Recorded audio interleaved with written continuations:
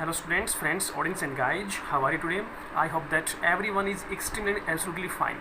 मैं प्रवेश कुमार आप सबके अपने चैनल इंग्लिश विद प्रवेश में मोस्ट वेलकम करता हूं और आशा करता हूं मेरे एफर्ट्स मेरे कंटेंट्स आपकी लाइफ में नॉलेज इंप्रूवमेंट में काफ़ी यूजफुल और बेनिफिशियल प्रूव होंगे।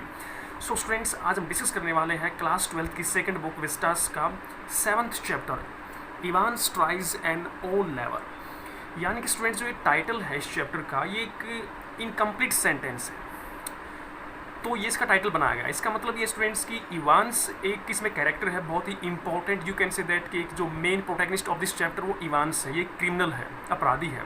Evans tries an O level, यानी कि इसका मतलब ये स्टूडेंट्स की इवान्स कोशिश करता है जर्मन भाषा में ओ सत्र की परीक्षा देने की। यानी कि इवान्स जो है डिज़ायरस है, वो चाहता है जर्मन भाषा में ओ लेवल की ओ सत्र की परीक्षा देना वो चाहता है।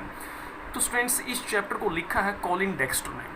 ये चैप्टर बहुत ही इंटरेस्टिंग है, आपके एग्जाम के पॉइंट ऑफ व्यू से काफ़ी इंपॉर्टेंट है।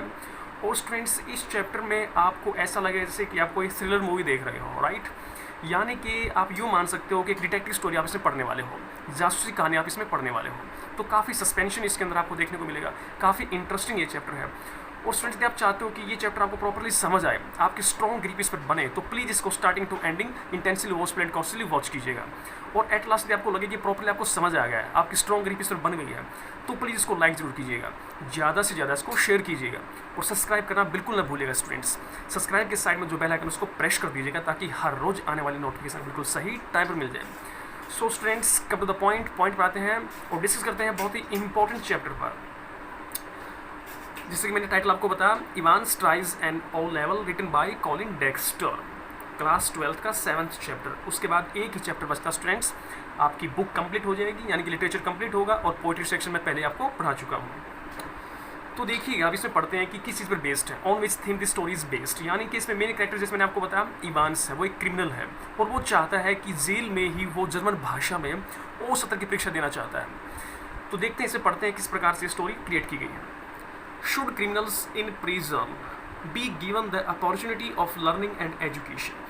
यानी कि इस लाइन में कहा गया है कि क्या अपराधियों को जेल में अपॉर्चुनिटी दी जानी चाहिए, अवसर दिए जाने चाहिए ऑफ लर्निंग, सीखने के, एंड एजुकेशन, शिक्षा प्राप्त करने के। यानी कि इसमें एक क्वेश्चन पुट किया गया स्टार्टिंग में, ये कहा गया है कि क्या अपराधियों को, जो यानी कि हत्यारे हैं, अपराधी हैं, किसी भी केस में जेल गए हैं, क्या उन लोगों को ऐसी अपॉर्चुनिटी मिलनी चाहिए कि वो जेल में रहकर कुछ सीखें, यानी कि पढ़ाई वो करें, अपने करियर को, यदि वो चाहते हैं कि अपने पास्ट को भूलकर आगे लाइफ में सक्सीड करना चाहते हैं, वो रिग्रेट फील कर रहे हैं, उस पश्चाताप के बाद वो आगे अपनी ज़िंदगी को अच्छा चलाना चाहते हैं, एक ब्राइट लाइफ बनाना चाहते हैं, तो क्या उनको अवसर दिए जाने चाहिए कि वो कुछ नया सीखें, शिक्षा वो प्राप्त करें।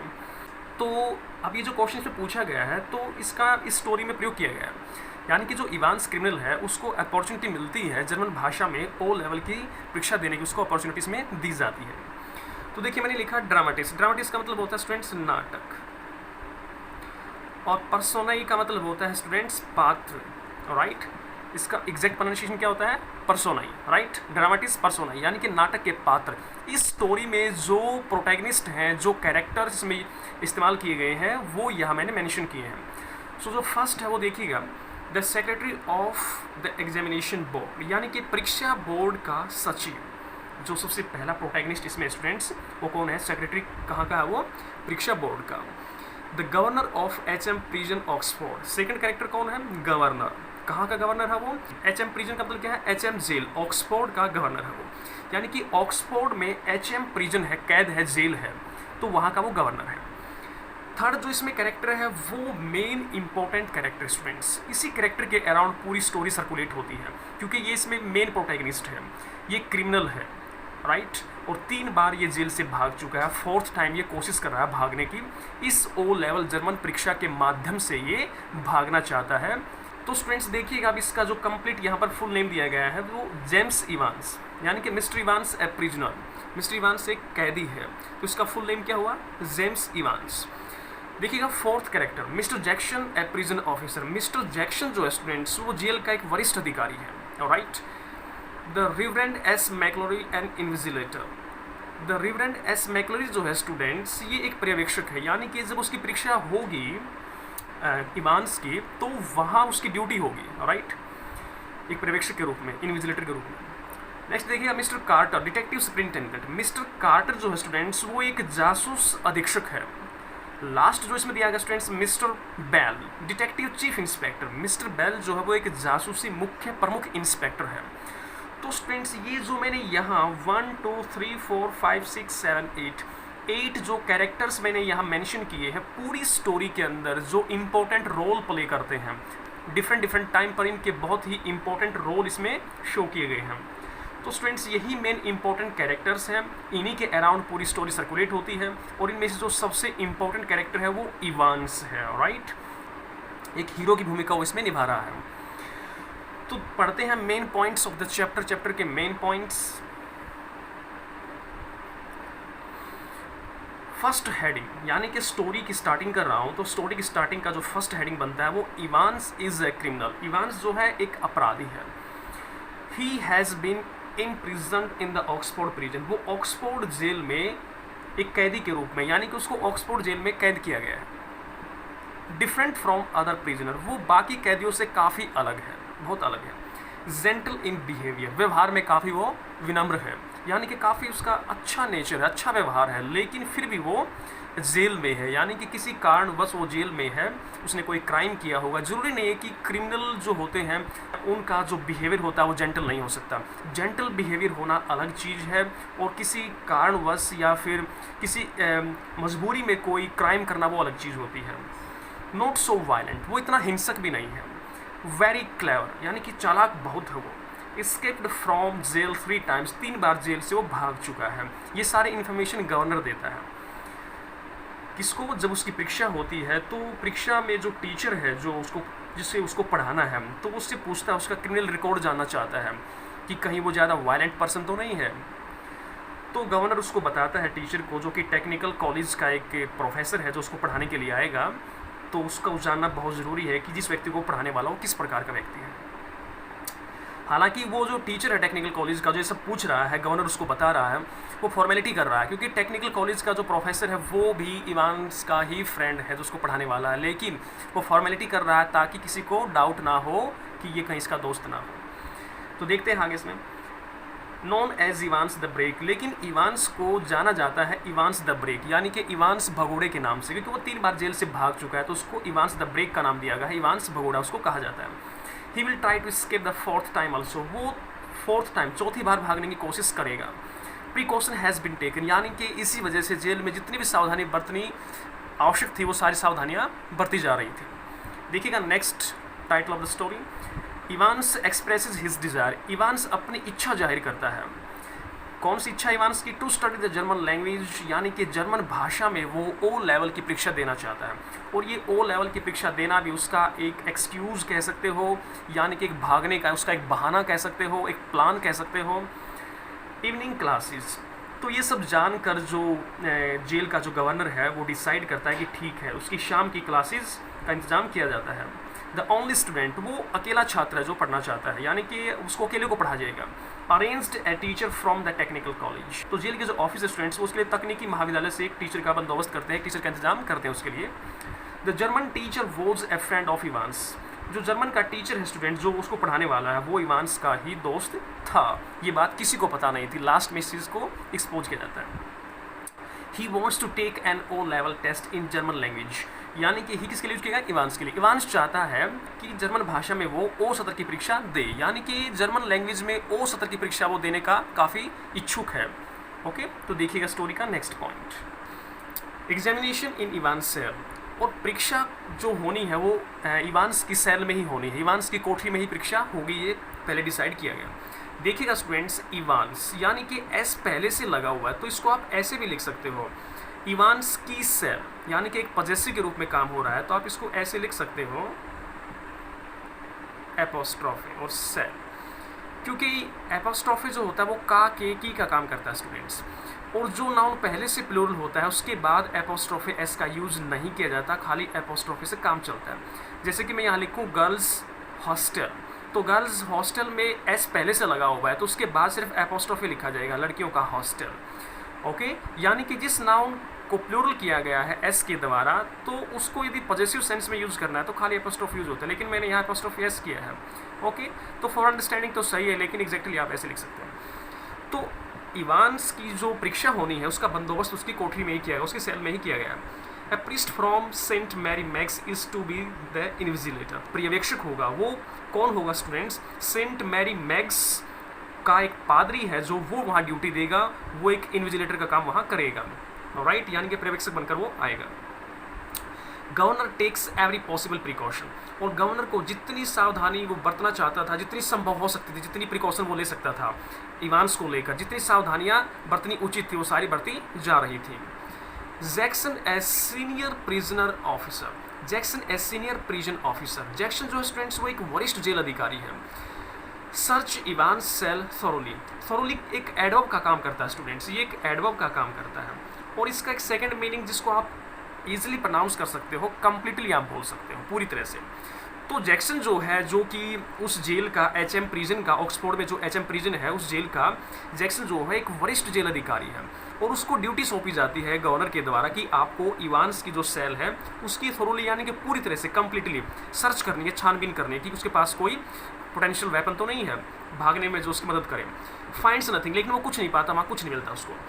Evans cell is fitted with a microphone, Evans की कोठरी के अंदर एक माइक्रोफोन लगाया जाता है ताकि गवर्नर अपने कक्ष में बैठकर उस रूम में होने वाली हर बातचीत, हर छोटी सी कानाफूसी या फिर जो भी फुसफुसाहट होगी उसको वो सुन सके, समझ सके कि क्या हो रहा है। देखिएगा next title of the story, Jackson and Stephens visit Evans cell.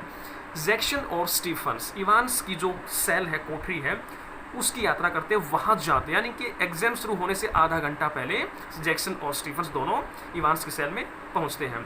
देखिएगा जैक्सन, जैसे मैंने बताया आपको कि एचएम प्रिजन जो ऑक्सफोर्ड में एचएम प्रिजन है उसका एक वरिष्ठ जेल अधिकारी है, और स्टीफन्स एक जूनियर वहाँ का जो प्रिजन ऑफिसर है, यानी कि ये सीनियर है और ये जूनियर जेल अधिकारी है।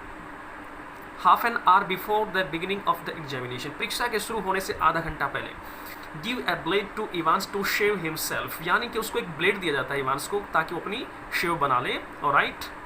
Jackson asks Stephens, Jackson Stephens से कहता है to take away the blade, कि ब्लेड को वापस ले लेना, यानी कि जब वो अपनी शेव बना ले तो उस ब्लेड को वापस ले लेना। Evans asks mister Jackson, Evans है जो वो मिस्टर जैक्सन से पूछता है कि why did they have to bug me in this cell, यानी कि जो माइक्रोफोन उन्होंने फिट किया था वहाँ पर उसका पता इवान्स को लग जाता है, यानी कि वो काम सफाई से नहीं किया गया था। तो जब उसको ब्लेड दिया जाता है कि भाई अपनी आप शेव बना लो, तो वो जैक्सन से पूछता है इवान्स कि why did they have to bug me in this cell, यानी कि देखिए बग का मतलब वैसे तो खटमल भी होता है, बग का मतलब होता है किसी प्रोग्राम में त्रुटि होना। तो उसने कहा जैक्सन से कि आपको मेरे रूम में ये गुप्त रूप से मशीन क्यों लगानी पड़ी, यानी कि ये माइक्रोफोन क्यों लगाना पड़ा। Not a very neat job, neat होता सफाई से। जैक्सन ने कहा कंसिडर्ड, कंसिडर्ड का मतलब होता है स्वीकार करना। जैक्सन ने कंसिडर्ड किया, स्वीकार किया कि हाँ बिल्कुल सही बात है, काम बिल्कुल सफाई से नहीं हुआ है। कि आपको कैसे पता लगा, यानी कि उसको पता लगने का कारण ये है कि काम सफाई से नहीं हुआ है, मशीन को छुपा कर नहीं लगाया गया था अच्छे तरीके से। In the little lodge just inside the prison's main gates, तो यहाँ तक पॉइंट कंप्लीट हो जाता है, उनकी बातचीत होती है। उसके बाद नेक्स्ट पॉइंट स्टार्ट होता है students, in the little lodge यानी कि छोटे से कमरे में, just inside the prison's main gates, यानी कि जेल के मेन गेट के अंदर एक छोटे से रूम में, द रिवरेंड मैकलोरी, यानी कि देखिए मैकलोरी को आप लिखते हो तो ये MAC, अगर A नहीं लिखो तो भी सही है, MCLEERY। वैसे नाम की जो स्पेलिंग होता है उसमें इतना ज़्यादा एक एक लेटर का इंपॉर्टेंस नहीं देखा जाता कि ए को हम लगाते हैं तो भी साउंड ठीक बनता है, मैकलोरी में बोल रहा हूँ, राइट, और ए को हम नहीं यूज़ करते हैं तो मैकलोरी तब भी सही हम इसको प्रोनाउंस कर रहे हैं, क्योंकि ये डिपेंड करता है जिस व्यक्ति का नाम किस प्रकार से उस नाम को राइट करता है। The reverend McLeery signed his name in the visitors book, reverend McLeery ने विजिटर्स बुक में अपना नाम सफाई से लिखा, साफ साफ लिखा, यानी कि जो भी जेल के अंदर एंटर करता है स्टूडेंट्स उसका नाम विजिटर्स बुक में पहले लिखवाया जाता है। और ये जो मैकलोरी स्टूडेंट्स, जैसे मैंने कहा था आपको कि सेंट मैरी मैग्स का जो पादरी है स्टूडेंट्स, तो वो एक पर्यवेक्षक के रूप में आने वाला है, यानी कि वो वहाँ ड्यूटी देगा। तो ये मैकलोरी है वो और एग्जैक्टली बात की जाए तो जो मैकलरी आना चाहिए था वो मैकलरी भी नहीं आया, यानी कि जो असली मैकलरी है उसको तो बाहर ही बंदी बना दिया गया था। जैसे मैंने कहा कि जब वो जर्मन की उसकी स्टडी वो करना चाहता, जर्मन भाषा में ओ लेवल की परीक्षा वो देना चाहता, तो उसके लिए टेक्निकल कॉलेज से एक टीचर को अरेंज किया गया था। वो टीचर भी उसका दोस्त था जो कि जेल में किसी को नहीं पता था। उसी प्रकार से अब ये जो प्रीस्ट है, ये जो पादरी मैकलरी जो आया है सेंट मैरी मैग्स से, तो ये भी जो इसका नाम मैकलरी है ये इसका दोस्त ही है स्टूडेंट्स, जो कि इसमें एक्सपोज नहीं किया गया है। इसको एक्सपोज करेंगे लास्ट में स्टोरी की, लेकिन मैं आपको पहले ही बता रहा हूँ। ओके, वैसे इस प्रकार बताने से आपका इंटरेस्ट जो है वो ख़राब हो जाता है, लेकिन फिर भी आपके सस्पेंशन को दूर करना मेरी ड्यूटी बनती है। तो जो मैकलरी एग्जामिनेशन बोर्ड ऑफिस से आना था, नाम तो उसका मैकलरी ही था, लेकिन प्रॉब्लम क्या है स्टूडेंट्स कि वो व्यक्ति बाहर ही बंदी बना लिया गया था। राइट, यानी कि एग्जामिनेशन बोर्ड ऑफिस ने बंदोबस्त किया था सेंट मैरी मैग्स से एक पादरी का, राइट, लेकिन वो पादरी बाहरी बंदी बना लिया गया था और ये नकली जो मैकलरी बनकर यहाँ आता है। तो उसने विजिटर्स बुक में अपना नाम लिखा। McLeery was handed into Stephens keeping, और मैकलरी को गवर्नर ने स्टीफन्स की देखरेख में छोड़ दिया कि स्टीफन्स ये आपकी ड्यूटी है, आप इसको लेकर जाओगे इवांस की सेल में, और वहाँ परीक्षा जब तक स्टार्ट नहीं होती आप वहीं रहोगे और परीक्षा के एंड तक आप सेल में ही रहोगे। Stood before the cell door, और वे दोनों इवांस की जो सेल उसके सामने खड़े होते हैं। Stephens opened the peep hole, Stephen ने खोला पिप होल यानी कि झांकने का छिद्र, यानी कि उस सेल में एक ऐसा छिद्र था स्टूडेंट जहाँ से बाहर से झांका जा सकता है। एंड लुक्ड, और देखा, the cell lock sprang back, और उसने सेल का जो ताला था स्टूडेंट्स वो झटके से खुलता है, यानी कि उसने ताला खोला। Governor switched on the receiver at 9:10, 9:10 पर गवर्नर ने रिसीवर को चालू किया, यानी कि वो जो सुनना था उसको, उस रूम में जो भी बातचीत होती है, जो माइक्रोफोन लगाया गया था, तो उस रिसीवर को उसने चालू किया। Instructed Jackson to tell Evans of the temporary little precaution, और गवर्नर हैड इंस्ट्रक्टेड, गवर्नर ने जैक्सन को हिदायत दी थी टू टेल, बताने के लिए, इवांस को, ऑफ द टेम्परेरी यानी कि अस्थायी रूप से ली गई छोटी सी सावधानी के बारे में उसको इवांस को बताना था। यानी कि कहने का मतलब ये है स्टूडेंट्स, इस लाइन के दो मीनिंग भी निकलते हैं यहाँ पर, कि जो गवर्नर है वो चाहता है कि इवांस को ये बात पता लग जाए कि माइक्रोफोन लगा रखा, ताकि इवांस भागने की जो प्लानिंग में अपना टाइम वेस्ट करने वाला है वो ना करे और वो अपना पूरा फोकस परीक्षा पर रखे। ऑलराइट, और दूसरा मतलब इसका स्टूडेंट्स ये भी निकाल सकते हो आप कि गवर्नर ने उसको जो निर्देश दिया था जैक्सन को कि कोई भी ऐसी छोटी सी भी हलचल होती है, कोई भी ऐसी मूवमेंट होती है जो कि इग्नोर करने लायक नहीं है, तो मुझे तुरंत सूचना देनी है। राइट, तो इस प्रकार की बात इसमें आप मान सकते हो। ओके, तो देखिएगा, receiver turn on for the next couple of hours, यानी कि रिसीवर जो है वो चालू रहा, अगले 2 घंटों तक रिसीवर को चालू रखा गया। गवर्नर सेटअप शार्पली, गवर्नर जो चौकन्ना होकर बैठा था। Getting read of any potential weapon that Evans could have used, यानी कि परीक्षा के शुरू होने से पहले ही कोई भी ऐसा ताकतवर हथियार जिसका इवांस प्रयोग कर सकता था, गेटिंग रीड ऑफ, उसे छुटकारा पा लिया गया था। देखिएगा next point of the story, governor raced for the phone at 9:12 AM, governor जो है फोन के पास पहुंचा 9:12। Jackson shouted to McLeery through the cell door, यानी कि जैक्सन जो है चिल्लाया मैकलरी के लिए थ्रू द सेल डोर, यानी कि सेल डोर से वो मैकलरी के लिए चिल्लाया, यानी कि परीक्षा स्टार्ट नहीं हुई है, सेल के अंदर इवांस है और मैकलरी जा चुका है और स्टीफन्स भी अंदर है, स्टीफन्स की ड्यूटी सेल के अंदर रहेगी और जैक्सन बाहर रहेगा। मैकलरी और इवांस और स्टीफन्स सेल के अंदर है, जैक्सन बाहर रहेगा और गवर्नर अपने कक्ष में वो रिसीवर से वो सुनता रहेगा कि क्या अंदर बातचीत हो रही है। ओके,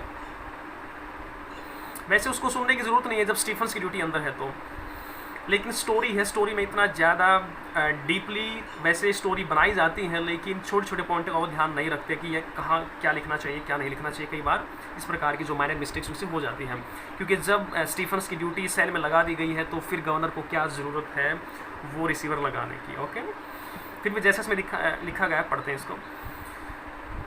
तो जैक्सन जो है वो, यानी कि गवर्नर फ़ोन के पास पहुंचा, उसने फ़ोन किया जैक्सन को और जैक्सन जो है फिर जो है चिल्लाता है मैकलरी के लिए और उसको बाहर बुलाता है।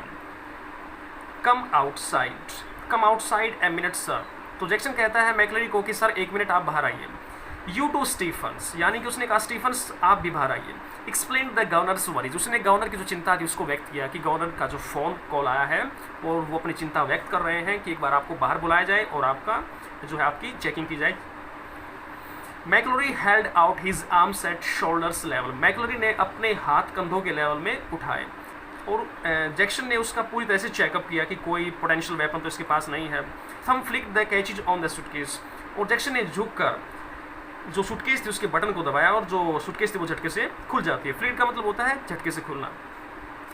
He held up a smallest semi-inflated rubber ring, तो जैक्सन ने उसमें पाया, जैक्सन ने क्या है, ही किसके लिए किया गया, जैक्सन के लिए, हेल्ड अप जैक्सन ने उठाई, ए स्मॉलेस्ट यानी कि एक छोटी सी, सेमी इन्फ्लेटेड आधी फूली हुई रबर रिंग, यानी कि उस सूटकेस में जैक्सन को क्या मिला, एक छोटी सी आधी फूली हुई रबड़ की रिंग मिली उसको, रबर रिंग मिली उसको। You thinking of going for a swim sir, तो जैक्सन ने मजाक करते हुए यानी कि कमेंट करते हुए आप मान सकते हो कहा मैकलोरी को कि क्या सर आप तैरने के लिए जाने वाले थे, इस छोटी रिंग का आप क्या करोगे। मैकलोरी डिमिनर, डिमिनर का मतलब होता है आचरण व्यवहार, वो स्लाइटली रफल्ड का मतलब होता है यानी कि आप इसको मान सकते हो कि एक प्रकार से रूखा व्यवहार करना। तो मैकलोरी का जो आचरण था वो स्लाइटली रफल्ड यानी कि थोड़ा सा वो बदल गया यानी कि रूखा हो गया।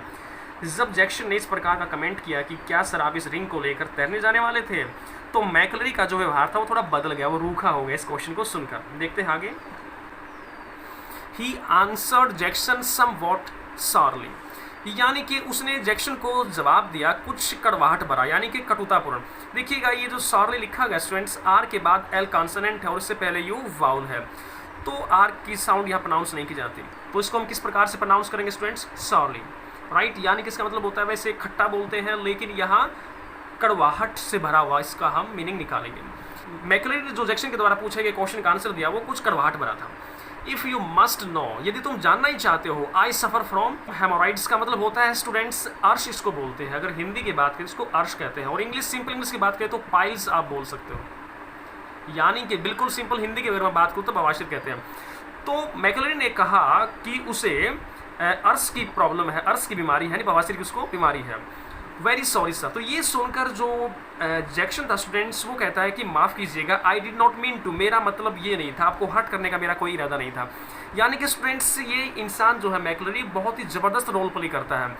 हालांकि ये जो रबड़ रिंग थी इसका कोई इस्तेमाल नहीं था मैकलोरी के लिए पर्सनली, यानी कि उसको हेमोरॉइड्स की कोई बीमारी नहीं है, कोई डिजीज़ उसको नहीं है, लेकिन उसके फेस पर इतने रियल एक्सप्रेशन आते हैं, यानी कि इतनी रियलिटी के साथ इतने कॉन्फिडेंस से वो ये कहता है और नाराज़ होकर कहता है ताकि सामने वाले को डाउट ना हो कि ये रबड़ की रिंग जो है किसी और पर्पज़ के लिए रखी गई है, जबकि उस रबड़ की रिंग में स्टूडेंट्स यहाँ भी सस्पेंशन है कि रबड़ की रिंग का वो क्या करेगा, लास्ट में एक्सपोज होगा, लेकिन मैं आपको पहले ही बता देता हूँ कि रबड़ की रिंग का वो क्या करने वाला है। उस रबड़ की रिंग में स्टूडेंट्स पिग्स ब्लड है, यानी कि सूअर का खून है, जो कि इंसान के खून से काफ़ी हद तक मैच करता है, तो वो ब्लड उसमें लिया गया है। तो देखिए कितने कॉन्फिडेंस से उसने उसका जवाब दिया ताकि जैक्सन को डाउट भी ना हो उस रबर की रिंग का प्रयोग किसी दूसरे पर्पज़ के लिए होना है। ओके, तो वो उसमें पिग्स ब्लड क्यों लिया गया है वो आगे पढ़ते हैं। पेपर नाइफ एट, यानी कि रबर की रिंग जैक्सन ने वहीं छोड़ दी। पेपर नाइफ एट, उसके बाद उसको the bottom at the case, यानी कि सूटकेस के तले में पेपर काटने का चाकू मिलता है, तो वो चाकू जो था जैक्सन ने उठा लिया, ओके, अपने पास रख लिया, क्योंकि चाकू उसमें रखने का मैकलोरी के पास कोई एक्सक्यूज़ नहीं था ताकि उस बात को टाल सके कि चाकू उसने किस लिए रखा है, तो चाकू वो जो था वो जैक्सन ने वहाँ से निकाल लिया। ओके, यानी कि चाकू वैसे कोई ऐसा चाकू नहीं था कि वो किसी का यानी कि मर्डर करने वाला है। पेपर नाइफ था स्टूडेंट्स, वो कागज़ को काटने वाला चाकू, वैसे रखा जाता है पेपर नाइफ, लेकिन वो नहीं चाहते कि कोई भी ऐसा पोटेंशियल वेपन उसमें रहे जिससे इवांस भागने में समर्थ हो सके। ओके, तो वो उसको ले लेते हैं। एट 9:20 यानी कि 9:20 पर मैकलोरी सेज, मैकलोरी कहता है दैट कि I am going to start, यानी कि 9:20 पर मैकलोरी जो डिक्लेयर करता है कि मैं परीक्षा को शुरू करने जा रहा हूँ। इवांस सेज, इवांस कहता है how can I concentrate on my exam, यानी कि इवांस फिर कहता है कि मैं कैसे अपनी परीक्षा पर फोकस कर सकता हूँ। समवन ब्रीदिंग डाउन माई नेक, जब कोई व्यक्ति मेरी गर्दन पर, यानी कि मेरी गर्दन पर कोई बंदूक जब सांस ले रही हो, यानी कि कोई मेरे पास खड़ा हो, तो ऐसी सिचुएशन में मैं कैसे अपनी परीक्षा पर फोकस कर सकता हूँ, ऐसा उसने कहा। Get Stephens out of that cell, governor thinks we are overdoing things, यानी कि गवर्नर सोचता है कि हम कुछ ज़्यादा ही चिंता कर रहे हैं, तो वो जैक्सन को कॉल करता है और उस कॉल में उसने उसको बताया है फ़ोन कॉल के द्वारा कि स्टीफन्स को सेल से बाहर बुला लो, कि मुझे लगता है कि हम कुछ ज़्यादा ही उसकी चिंता कर रहे हैं, और जब तक स्टीफन्स जो है वो अंदर रहेगा तो वो अपने परीक्षा पर फोकस नहीं कर पाएगा, क्योंकि ये सारी बातें गवर्नर वहाँ अपने कक्ष में सुन रहा था, रिसीवर उसने चालू रखा था। ओके, तो जब उसने सुना कि इवांस कह रहा है कि जब कोई व्यक्ति मेरे पास खड़ा है हथियार लेकर, यानी कि उसका हथियार मेरी गर्दन पर सांस ले रहा है, तो इतनी टाइटनिंग सिचुएशन में मैं कैसे परीक्षा पर फोकस कर सकता हूँ। तो इस प्रकार से फिर वो गवर्नर जो बोलता है जैक्सन को कि भाई इसको बाहर निकालो, हम कुछ ज़्यादा ही चिंता उसकी कर रहे हैं। एट लास्ट आखिर में the examination was started at 9:25, यानी कि 9:25 पर परीक्षा शुरू की गई। एट 9:40 AM 9:40 पर द एग्जामिनेशन बोर्ड रैंक, यानी कि परीक्षा बोर्ड से फ़ोन आता है। There was a correction slip, यानी कि उसमें कहा गया है कि त्रुटि निवारण पर्ची के बारे में सूचना दी गई है। Some fool had forgotten to place in the examination package, यानी कि उसमें कहा, जो एग्जामिनेशन बोर्ड से जो कॉल आई कि कोई बेवकूफ़ परीक्षा के लिफाफे में त्रुटि निवारण पर्ची को डालना भूल गया। यानी कहने का मतलब ये है कि गवर्नर के पास बोर्ड से, एग्जामिनेशन बोर्ड से कॉल आती है, उसमें कहा गया है कि जो क्वेश्चन पेपर, यानी कि जो परीक्षा हो रही है, जो क्वेश्चन पेपर इवांस के पास है, उसमें कुछ मिस्टेक्स है, यानी कि उसमें कुछ करेक्शन की नीड है उस पेपर के अंदर। तो ये करेक्शन जो स्लिप है, तो कोई बेवकूफ़ जिसको ड्यूटी दी गई थी कि इस करेक्शन स्लिप को इसमें डाल दे एग्जामिनेशन पैकेज में, वो डालना भूल गया है, तो उसके लिए कॉल की गई है। I will put you straight through to mister Jackson in D wing. तो गवर्नर ने कहा कि ठीक है, मैं आपकी बात सीधे डी विंग में मिस्टर जैक्सन से करवा देता हूँ, श्रीमान जैक्सन से, यानी कि श्रीमान जैक्सन वहाँ डी विंग में थे, तो उसने कहा कि जैक्सन से मैं आपकी बात करवा देता हूँ। देन मैकलरीज ब्रॉड स्कॉट्स वॉइस, तब मैकलरी की तेज स्कॉट आवाज़ सुनाई देती है गवर्नर को। लिसन केयरफुली, इवांस को वो कहता है कि ध्यान से सुनो। Note the following correction page 3, कि नीचे दी गई जो शुद्धि है उसको नोट कीजिएगा। पेज 3 पर 15वीं लाइन का चौथा शब्द, यानी कि पेज 3 15वीं लाइन और उसका चौथा शब्द, उसमें कुछ त्रुटि है, उसको सही कीजिएगा। Should read golden not golden, यानी कि उसमें लिखा हुआ था गोल्डन और उसको रिमूव करना है, यानी कि उसमें करेक्शन करनी है, गोल्डन उसको लिखना है। और एक तरीके से स्टूडेंट्स, जो ये फोन आया था एग्जामिनेशन बोर्ड से, वो एक फेक कॉल थी, यानी कि ऐसा कोई करेक्शन की ज़रूरत नहीं थी। मैकलरी भी इवांस का फ्रेंड है और जो कॉल आई थी वो भी उसके बाहर से दोस्तों ने की थी।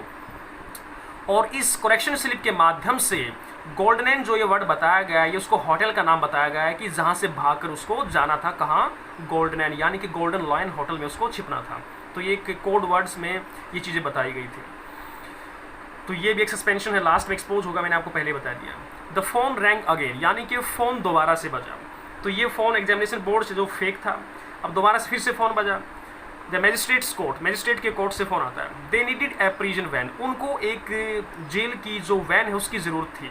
And couple of prison officers, और 2 जेल अधिकारियों की, फॉर रिमांड केस, यानी कि मैजिस्ट्रेट कोर्ट से जो है फ़ोन आता है कि उन्हें रिमांड केस के लिए एक जेल की वैन की आवश्यकता है और 2 जेल अधिकारियों की आवश्यकता है। His imagination was beginning to run riot, riot का मतलब ऐसे होता है दंगा, उपद्रव या हलचल। तो ये सुनकर कि भाई परीक्षा शुरू होते ही कभी एग्जामिनेशन बोर्ड से कॉल आ रहा है, कभी मैजिस्ट्रेट्स कोर्ट से फ़ोन आ रहा है, तो ये सब चीज़ें उसके माइंड में कहीं ना कहीं क्लिक होती है, उसके माइंड में हलचल हो जाती है, उसकी जो कल्पना शक्ति है वो काम करना बंद कर देती है और वो काफ़ी कंफ्यूज हो जाता है। उसको लगता है कि कहीं कोई हमें बेवकूफ़ बना रहा है। और ये मैजिस्ट्रेट कोर्ट से जो कॉल थी ये भी फेक थी स्टूडेंट्स, ये मैं सीक्रेट यहाँ एक्सपोज कर रहा हूँ। Evans says it is cold inside the cell, तभी इवांस जो है फ़ोन करवाता है वहीं अपनी सेल से जहाँ पेपर दे रहा है वो, मैकलरी से, या फिर वो जो बाहर स्टीफन्स को खड़ा किया गया था सेल के और ओपी हॉल में से बार बार झांक रहा था स्टीफन्स, तो वो मैकलरी को बताता है और मैकलरी इन्फॉर्म करता है स्टीफन्स को कि इवांस को गवर्नर से बात करनी है। तो इवांस की बात गवर्नर से कराई जाती है। तो इवांस क्या कहता है गवर्नर से, it is cold inside the cell, कि इस सेल के अंदर बहुत अधिक ठंड है। He asks permission to cover his shoulders with a blanket lying in the cell, यानी कि वो गवर्नर से परमिशन मांगता है कि सेल के अंदर काफ़ी ठंड है, क्या वो अपने कंधों पर कंबल को डाल सकता है। The governor allows him to do so, governor उसको इस प्रकार का काम करने के लिए अलाउ करता है। देखिएगा next point of the story, Stephens keep looking through the peep hole, यानी कि स्टीफन्स की ड्यूटी सेल से बाहर थी, वो बार बार इन एवरी मिनट, यानी कि हर मिनट में वो बार बार उस पीप होल में से झांक कर देख रहा था। मैकलरी रीडिंग द न्यूज़पेपर, उसने देखा कि मैकलरी अखबार पढ़ रहा है। Evans held his pen between his teeth, और इवांस जो है अपने पेन को अपने दांतों के बीच दबाए हुए देख रहा है। Stephens gets a phone call from the governor, तभी स्टीफन को गवर्नर की तरफ से एक फ़ोन कॉल आती है। ही should accompany McCleary to the prison gate, और उस फोन के द्वारा गवर्नर ने उसको कहा कि तुम्हें एग्ज़ाम कंप्लीट होने के बाद मैकलरी को जेल के मेन गेट तक लेकर जाना है, वहाँ तक आपको छोड़ने जाना है, ये आपकी ड्यूटी है। और यहाँ भी मैं एक्सपोज करता हूँ स्टूडेंट्स, ये कोई गवर्नर का फ़ोन नहीं था, ये भी बाहर से उसके दोस्तों का फ़ोन था, इवांस के दोस्तों का। और उन्होंने ये सब इसलिए कहा था ताकि जो स्टीफन्स है वो मैकलरी को वहाँ दरवाजे तक छोड़ने जाए, और उसके बाद जो सेल में इवांस है वो अपने हेड पर वो पिग्स ब्लड को डाले और एक इंजर्ड पर्सन की सिचुएशन वो वहाँ क्रिएट करे। In fact this is a fake call, सचमुच में एक फेक कॉल ही है। Its purpose is to put Stephens out of the way, इसका मतलब ये था, इस कॉल का पर्पज़ ये था कि स्टीफन्स को रास्ते से हटाया जाए, और जब स्टीफन्स उसको मैकलरी को लेकर, जो फेक नकली मैकलरी है जो, उसको लेकर मेन गेट तक जाएगा, तब तक जो इवांस अंदर है वो मैकलरी का भेस बदलकर, उस कॉस्ट्यूम को पहनकर, तो वो अपने हेड के ऊपर पिग्स ब्लड को डालेगा ताकि वो इंजर्ड पर्सन की सिचुएशन वहाँ क्रिएट कर सके, दिखा सके कि वो जख्मी हो गया है, और उनके दिमाग में, उनके माइंड में कन्फ्यूजन क्रिएट कर सके कि जो इवांस था वो भाग गया है और मैकलरी को वो जख्मी करके चला गया है। क्योंकि स्टूडेंट जब मैकलरी अंदर गया था तो उसकी इन्वेस्टिगेशन काफ़ी हुई थी, उसकी काफ़ी यानी कि तलाशी ली गई थी, उसके बावजूद भी मैकलरी जो है वो यानी कि डबल कॉस्ट्यूम पहने हुए था, यानी कि जो एक कॉस्ट्यूम पहने हुए था उसके नीचे उसने एक कॉस्ट्यूम और पहन रखी थी, एक ड्रेस और पहन रखी थी, सेम जैसी उसकी बाहरी ड्रेस दिख रही थी वो, क्योंकि वही ड्रेस उसको इवांस को पहनानी थी और वही वो खुद पहने हुए था, ताकि वहाँ से जो नकली मैकलरी है वो वहाँ से चला जाए और जो इवांस वो मैकलरी का कॉस्ट्यूम पहनकर वहाँ चेयर पर लेट जाए, यानी कि अपने हेड के ऊपर पिग्स ब्लड को डालकर, और तब स्टीफन्स वापस आए, वो देखे कि भाई इवांस को तो मैं बाहर छोड़ के गया हूँ, यानी कि वो भेस बदलकर भाग गया है, और जो मैकलरी था वो अंदर जख्मी है, उसको जख्मी करके वो भाग गया है। इस प्रकार का इल्यूजन माइंड में क्रिएट करने के लिए उन्होंने सब किया था। ओके स्टूडेंट्स, देखिएगा ये सीक्रेट मैं पहले एक्सपोज कर रहा हूँ आपको ताकि समझ आए, कोई दिक्कत ना रहे। एग्जामिनेशन इज ओवर, परीक्षा समाप्त हो जाती है। स्टीफन्स एक्कम्पनीज मैकलरी, स्टीफन जो है मैकलरी के साथ जाता है। ही कम्स बैक, वापस आता है। He finds मैकलरी is in Evans seat, वो पाता है मैकलरी जो है इवांस की सीट पर है। ब्लड इज ट्रिकलिंग, ट्रिकलिंग का मतलब होता है बूंद बूंद कर टपकना, डाउन फ्रॉम हिज हेड, यानी कि मैकलरी के सिर से बूंद बूंद कर ब्लड जो है वो टपक रहा है, ऐसा वो देखता है, राइट। जबकि वो जो चेयर पर बैठा हुआ स्टूडेंट्स वो इवांस है, और वो जो डबल कॉस्ट्यूम पहन के रहा था, डबल ड्रेस जो उसने पहनी हुई थी, पादरी का जो वो कॉलर था ब्लैक उसने ड्रेस पहनी थी, तो वो डबल वो ड्रेस लिए हुए था ताकि वो बाहर जाए और अंदर भी उसको वही ड्रेस वो पहने हुए एक व्यक्ति मिले, ताकि उनको कन्फ्यूजन हो जाए। अक्सर ऐसा ही होता है कि क्रिमिनल पहले भागता है और अंदर जो है उसकी ड्यूटी दे रहा है या फिर उसका सुपरविजन कर रहा है, अक्सर ऐसा ही होता है, उसको जख्मी किया जाता है और क्रिमिनल भाग जाता है। लेकिन यहाँ इस स्टोरी में ऑपोजिट होता है, यानी कि जो उसका दोस्त है मैकलरी वो ही जाता है बाहर, इवांस अंदर रह जाता है, ताकि सबके माइंड में यही पॉइंट क्लिक हो और यही कन्फ्यूजन बने कि जो क्रिमिनल था वो भाग गया और मैकलरी जो अंदर रह गया है, राइट। देखिएगा next point of the story. He presumes that Evans has escaped after injuring मैकलरी, यानी कि वह सोचता है कि इवांस जो है बचकर भाग चुका है। आफ्टर इंजरिंग मैकलरी, मैकलरी को जख्मी करके वो यहाँ से भाग गया है। He shouts to Jackson and calls him, वह जैक्सन को चिल्लाकर बुलाता है। देखिए next point of story. McLeery appears to be shocked, McLeery काफ़ी उनको सदमे में दिखाई देता है। They lead him to the yard, यानी कि जैक्सन और स्टीफन्स उसको आंगन में ले जाते हैं, किसको, मैकलरी को। गवर्नर अराइव्ड देयर, गवर्नर वहीं पहुंचता है। ही should be taken to the hospital, governor कहता है कि इसको हॉस्पिटल ले जाया जाना चाहिए। ही इज ऑल राइट, लेकिन मैकलरी कहता है कि वह ठीक है। ही शोज द क्वेश्चन पेपर, वह गवर्नर को क्वेश्चन पेपर दिखाता है। A photocopied sheet is pasted on the last page of the question paper, यानी कि गवर्नर को वो क्वेश्चन पेपर दिखाता है कि उस क्वेश्चन पेपर के लास्ट पेज पर एक फोटोकॉपी को पेस्ट किया गया, चिपकाया गया था। It contains instructions for Evans to escape, यानी कि उस कॉपी में इवांस के बच निकलने के सारे इंस्ट्रक्शंस, हिदायतें उसमें दी गई थी। यानी कि स्टूडेंट्स जो मैकलरी वो दिखा रहा है वो मैकलरी है ही नहीं, वो इवांस है, लेकिन सबका ध्यान, यानी कि वो कंफ्यूज है कि मैं जो इवांस भाग गया, सबका ध्यान उसको पकड़ने पर है, और वो जो मैकलरी की फॉर्म में जो इवांस है अंदर जो वो दिखा रहा है क्वेश्चन पेपर, उसकी तरफ किसी का ध्यान नहीं है, पहचाने की वो कोशिश नहीं कर रहे हैं, राइट। और इसी का फायदा वो इवांस उठा रहा है। DS Carter arrives there, detective superintendent Carter arrives there, यानी कि जासूस अधीक्षक कार्टर वहां पहुंचता है। मैकलरी सेज दैट, मैकलरी कहता है कि he can help them trace him, कि वो उनकी सहायता कर सकता है इवांस को पकड़ने में। देखिए हेल्प एक ऐसी पॉजिटिव वर्ब स्टूडेंट जिसके बाद वर्ब की फर्स्ट फॉर्म भी आती है और 2+ फर्स्ट फॉर्म भी आती है। तो इवांस जो मैकलरी का रूप बनाए हुए है वो कहता है उस जासूस अधीक्षक कार्टर को कि वो आपकी सहायता कर सकता है इवांस को पकड़ने में। उसको पता है वो कहाँ गया है। Governor asks Carter to take मैक्लोरी with him. Governor पूछता है कार्टर से, यानी गवर्नर कार्टर को कहता है टू टेक मैक्लोरी विद हिम, कि वो मैक्लोरी को अपने साथ ले जाए। Governor rebuke Stephens, governor Stephens को काफ़ी डांटता है। स्टीफन्स टेल्स हिम, स्टीफन्स उसको बताता है दैट कि he received A call from him, कि उसको आपकी तरफ से एक कॉल मिली थी, फ़ोन आया था आपका, तब उसने ऐसा किया है। It was a hoax, hoax का मतलब होता है स्टूडेंट छल, धोखा। उसने कहा कि ये फेक कॉल थी। He did not send any such instructions to Stephens, उसने कहा कि मैंने ऐसा कोई यानी कि हिदायत, कोई निर्देश मैंने ऐसे आपको दिए ही नहीं है। यानी कि जब उसने कहा गवर्नर ने स्टीफन्स को कि आपकी ड्यूटी थी सेल में, तो ऐसा क्यों हुआ, उसने कहा कि सर आपकी कॉल आई थी मेरे पास कि मैक्लोरी को मैं जेल के मेन गेट तक लेकर जा रहा हूँ। उसने कहा कि मैंने ऐसी कोई आपको इंस्ट्रक्शंस नहीं दिए हैं, ये सब एक हॉक्स कॉल थी, फेक कॉल थी। He thinks that Jackson did not search Evans cell, और वह सोचता है कि जैक्सन की भी गलती है, जैक्सन ने इवान्स की कोठरी में अच्छी प्रकार से सर्च नहीं किया, वहाँ छानबीन नहीं की है। थोरोली का मतलब क्या, पूरी तरह से छानबीन नहीं की है। But he thinks that Evans has made the mistake of living his question paper behind, लेकिन गवर्नर को इस बात की संतुष्टि होती है कि इवान्स जल्दबाजी में एक गलती कर दी है उसने, वो पीछे क्वेश्चन पेपर छोड़ गया, जबकि उसकी कोई ऐसी गलती नहीं थी। क्वेश्चन पेपर उसने इसलिए छोड़ा था स्टूडेंट्स, ताकि सबका ध्यान उस क्वेश्चन पेपर पर हो जाए, जिसके माध्यम से वो इवान्स को पकड़वाना चाहता है, और इवान्स वो खुद ही है। तो इवान्स भाग गया है, इस बात पर सबका ध्यान चला जाए, जबकि मैक्लोरी गया है, इवान्स अंदर ही है, और दूसरा क्वेश्चन पेपर पर ध्यान हो जाए, ताकि जो इवान्स अंदर है मैक्लोरी के रूप में, उस पर ध्यान किसी का ना जाए।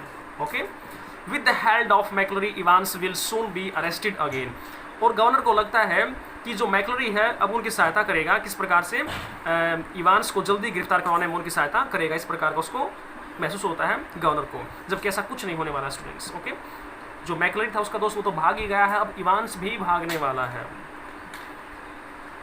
Next point of the story, Carter telephones the governor. अब कार्टर जो है टेलीफोन करता है, कॉल करता है गवर्नर के पास। McCleary spotted Evans on a road in a car, वो कहता है कि मैक्लोरी ने इवान्स को देखा है, जो हमारी गाड़ी के सामने एक कार गुजर रही थी, उस कार में इवान्स को उसने देखा है।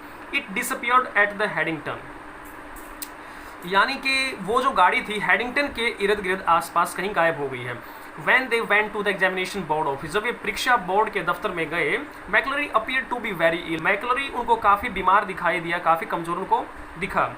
यानी कहने का मतलब ये स्टूडेंट्स की एग्जामिनेशन बोर्ड का जो दफ्तर है, जहाँ वो छानबीन करने जा रहे थे कि क्या तुम्हारी यहाँ हमारे पास जो कॉल आई है, क्या वो आपने कॉल की थी या नहीं की थी, क्या वो फेक थी, उसका पूरी तरह से इन्वेस्टिगेशन निकालने के लिए वो वहाँ जा रहे थे।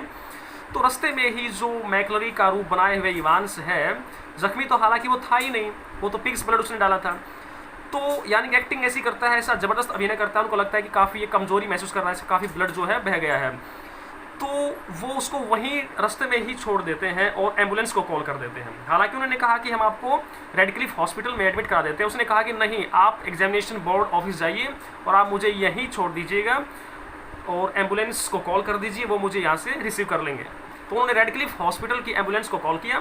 The governor inquiries from the hospital, तो गवर्नर को बताया गया कार्टर के द्वारा टेलीफोन के माध्यम से कि वो जो मैक्लोरी है उसको उन्होंने रास्ते में ही छोड़ दिया है और रेडक्लिफ हॉस्पिटल की एम्बुलेंस को कॉल कर दिया है, वो उसको वहाँ से रिसीव कर लेंगे। तो गवर्नर उसका हालचाल पूछने के लिए कि मैक्लोरी ठीक है या नहीं है, तबीयत उसकी अब उसकी तबीयत किस प्रकार है, तो उसने कॉल किया। They sent an ambulance for him but he was not there, तो वहाँ से उसको सूचना मिली रेडक्लिफ हॉस्पिटल से कि उन्होंने एम्बुलेंस भेजी थी, मैक्लोरी नाम के व्यक्ति के लिए एम्बुलेंस भेजी थी, लेकिन जब वो एम्बुलेंस वहाँ पहुंची तो वहाँ कोई ऐसा नाम का व्यक्ति था ही नहीं। It was very clever plan made by Evans, तो अब गवर्नर समझ गया, it was very clever plan made by Evans, अब गवर्नर समझ गया कि इवान्स के द्वारा बनाई गई ये योजना बहुत ही चतुराईपूर्ण योजना थी। सम इम्पर्सनेटेड एज मैक्लोरी, यानी कि किसी ने मैक्लोरी का वेश बदला, and came to Evans cell, और इवान्स की सेल में आया। यानी कि गवर्नर को सारी बात समझ आ गई थी कि कोई व्यक्ति बाहर से जो पर्यवेक्षक बनकर आया है, इन्विजिलेटर बनकर आया है, वो असली मैक्लोरी नहीं था, किसी ने मैक्लोरी का भेष बदला है और इवान्स की सेल में वो आ गया। उसके बाद इवान्स इम्पर्सनेटेड एज मैक्लोरी, उसके बाद इवान्स ने मैक्लोरी का वेश बदला एंड फेक्ड एज इंजर्ड, और दिखावा किया और झूठा जख्मी होने का दिखावा किया। आगे देखिएगा, telling the governor that Evans injured him, और उसने गवर्नर को बताया कि इवान्स ने मुझे जख्मी किया है, इस प्रकार की स्टोरी उसने उसके माइंड में क्रिएट की ताकि वो कंफ्यूज हो जाए। इट वॉज पिग्स ब्लड, जबकि जो इवान्स था वो जख्मी था ही नहीं, क्योंकि वो तो एक पिग्स ब्लड यानी कि सूअर का जो खून था उन्होंने अपने उसने अपने हेड पर डाला था।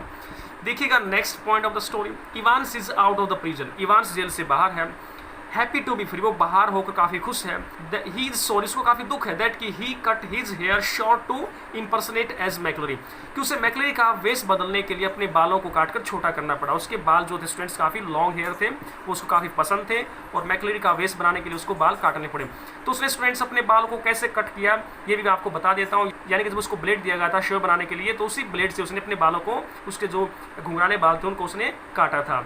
अब उसको कैसे पता था पहले ही कि मैकलरी का हेयर स्टाइल कैसा है, क्योंकि वो उसका दोस्त था, उसको सब पता था। नाउ ही होप्स, अब वह आशा करता है, टू लीव, छोड़ने की, हिज होटल, अपने होटल को, अर्ली इन द मॉर्निंग, प्रातः जल्दी, यानी कि जिस होटल में गोल्डन लाइन में वो ठहरा हुआ है उस होटल को वो प्रातः जल्दी छोड़ने वाला है। He reaches the Golden Lion hotel in Chipping Norton, यानी कि चीपिंग नॉटन के गोल्डन लाइन होटल में पहुंचता है। यानी कि पहले वो होटल में चला जाता है, कमरा बुक कर लेता है, उसके बाद वो टहलने के लिए बाहर चला जाता है और वो अपने मन ही मन सोचता है कि मैं प्रातः जल्दी इस होटल को छोड़ दूंगा। Governor sitting on the bed, तो जब वो गोल्डन लाइन होटल में पहुंचता है तो वहाँ वो अपने रूम का दरवाज़ा खोलता है तो उसको अंदर दिखता है गवर्नर बैठा हुआ।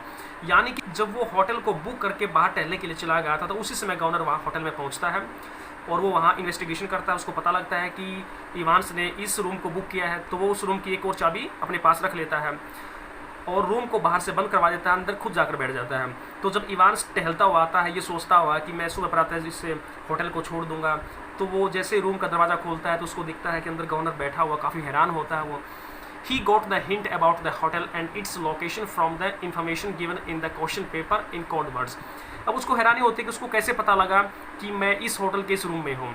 तो गवर्नर जो उसको बताता है कि मुझे हिंट मिला था होटल का और इसकी लोकेशन का, यानी कि जो क्वेश्चन पेपर था, जो मुझे क्वेश्चन पेपर मिला था वहाँ, जो कि इवांस ने उसको दिया था स्टूडेंट्स, तो उस क्वेश्चन पेपर में जो कोड वर्ड्स लिखा हुआ था, यानी कि जो सांकेतिक शब्द लिखे हुए थे, यानी कि एक हिंट जो दिया गया था उसमें करेक्शन स्लिप के रूप में जो वहाँ पर वो एक फोटोकॉपी चिपकाई गई थी, तो उसी को फोटोकॉपी के अंदर हिंट दिए गए थे, कोड वर्ड्स दिए गए थे जिसमें होटल का नाम बताया गया था।